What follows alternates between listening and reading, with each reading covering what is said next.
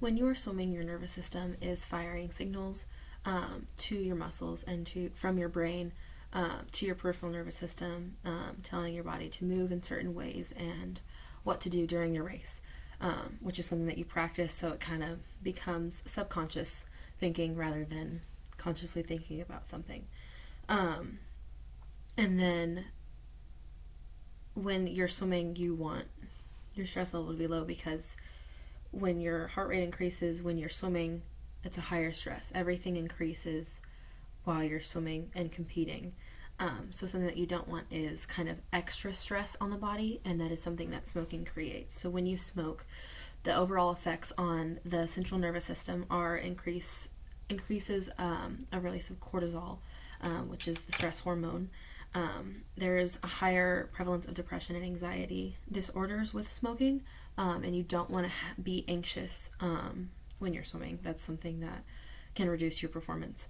It increases your heart rate, your respiration rate, and your blood pressure, which are things that are, again, increased when you swim. So it's not something that you want to have from two different things that combine together.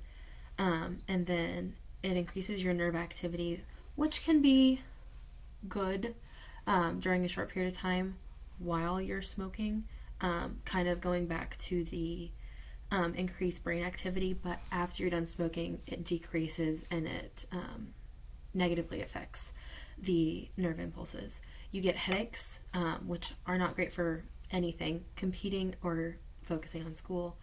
And then you can have dizziness and loss of balance with smoking, and that's something that you don't want, because if you're on the blocks ready to take off, you don't want a loss of balance or decreased sense of where you are, because you need to be ready to go and you don't want to fall off the blocks.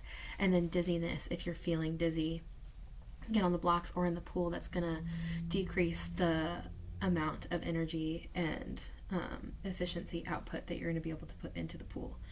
Your peripheral nervous system is affected by, again, irregular release of neurotransmitters in the pre- and post-synaptic cleft, which I talked about earlier.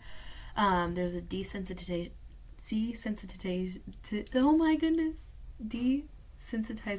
of receptors for neurotransmitters and hormones in the body, which was talked about in the endocrine system.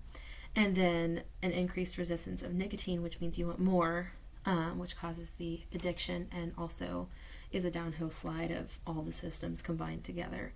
At this point, you can probably tell that all of these systems are interconnected, and they relate to everything in the body that happens when you're racing or resting.